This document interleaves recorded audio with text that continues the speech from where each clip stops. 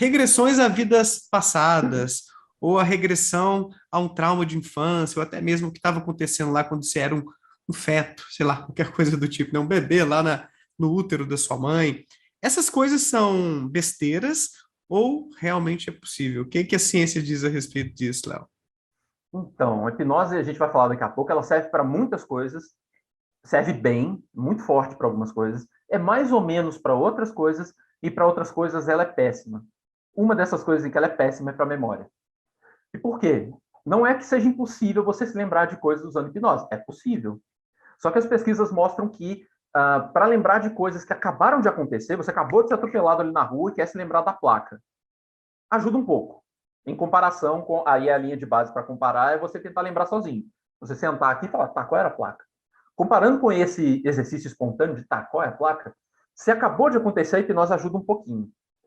Se é coisa mais antiga, zero. O efeito nas pesquisas, olhando um Olha número só. grande de pessoas, é zero. Claro que pode variar, papapá, papapá, mas pensando num grupo grande de pessoas e você compara, é zero. Só que aí tem um detalhe muito sutil que é complicado. Por que tem tantas pessoas que falam que lembram de coisas com hipnose, né? Vidas passadas, lembranças de dentro do útero, um monte de coisas assim.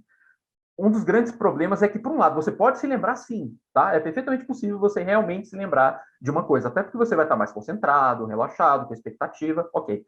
O grande problema é que a hipnose produz falsas memórias, que são, falando de forma simplificada, memórias de coisas que não aconteceram.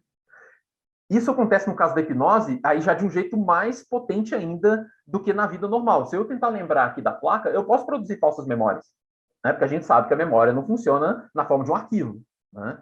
Então, não tem um lugar lá que a informação está guardada e você acessa como se fosse uma gaveta que você abriu.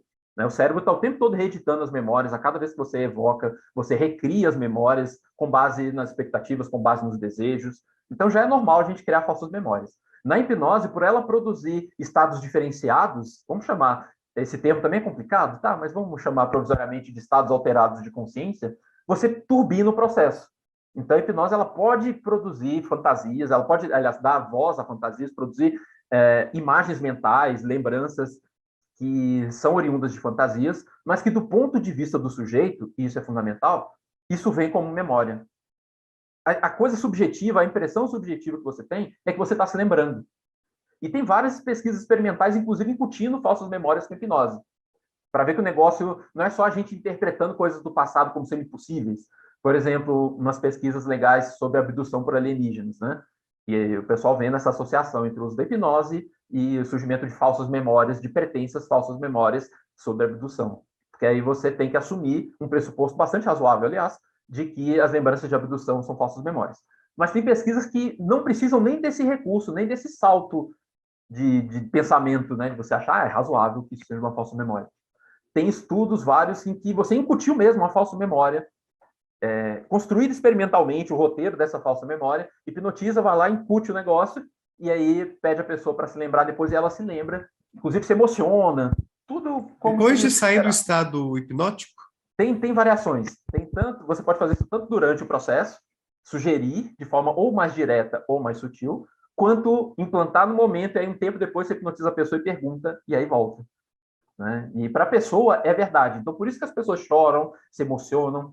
A gente viu essa questão acontecendo nos anos 90 muito fortemente na América do Norte. Né?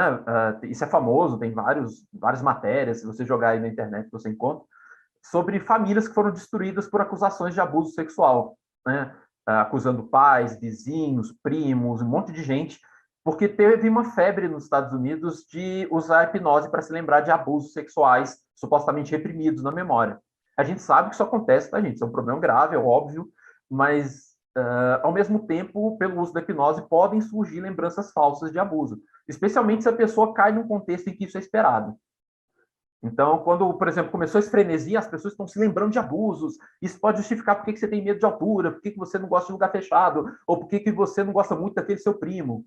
E aí você entra naquele lugar lá, é hipnotizado, existe uma expectativa até subliminar, muitas vezes, e isso já pode ser mais que o suficiente para você se lembrar de uma história que não aconteceu, mas para você, do ponto de vista subjetivo, que está experimentando a emergência daquelas imagens mentais ali, do suposto abuso e tal, para você é extremamente real. Então, teve uma vez que Olha só. eu estava conversando com um sujeito que usa hipnose para recuperar memórias, um uso pseudocientífico bem delimitado e óbvio, e a gente estava discutindo sobre isso, né? E ele falou para mim assim, Léo, se isso fosse invenção da cabeça dessas pessoas, elas tinham que ganhar um Oscar, porque elas estão chorando, elas estão mostrando que é real. E aí o pressuposto falho evidente do argumento dessa pessoa é que se a pessoa se emociona, é verdade, sendo que a gente se engana o tempo todo, né? E a gente se engana com tanta coisa, né, gente? A memória é mais uma delas para a gente se enganar. Então, Show. a hipnose para a memória é tão ruim que tem vários comunicados que já foram divulgados pela American Psychological Association e por outros órgãos tantos, recomendando que os profissionais, psicólogos, não usem hipnose para recuperar a memória. De tão problemático que é, Legal. especialmente depois dos anos 90, Sim, né, que sim. criou esse problema. Tanta treta que rolou, né? Então, Nossa. evidência zero de voltar a vidas passadas, ou ao útero da mãe, e coisas do tipo, Então, né? aí envolve outras coisas, né? Porque é claro que tem um pressuposto da fé em relação a esse texto de vidas passadas e tudo mais. Então, a gente já não tem evidência para endossar esse tipo de coisa, pelo menos não evidências boas. Isso poderia ser assunto para uma outra live, mas que a gente discutir essas evidências, mas, né, que senão o pessoal fala, tem o Ian Stevenson, que estudava vidas passadas lá e tal. Tem problema nisso tudo aí. Mas não tem evidência científica que corrobore esses fenômenos de base, né? No caso, a suposta vida passada, ou a capacidade de um feto de se lembrar, ainda mais se lembrar de uma forma concreta, de uma forma detalhada de alguma coisa, né? Porque a gente sabe que memória depende, entre outras coisas, do amadurecimento cerebral mesmo. Esse é um dos motivos pelos quais a gente normalmente se lembra das coisas a partir dos 3 anos de idade, né? Quando a gente se esforça muito, normalmente é dos 3. Eu tenho lembrança de 3 anos de idade. Eu também. Mas antes disso é muito mais difícil justamente por causa do amadurecimento cerebral. Então, não é cientificamente razoável, além de tudo que a gente falou e que poderia ter falado, não é cientificamente razoável esperar que um feto se lembre de alguma coisa.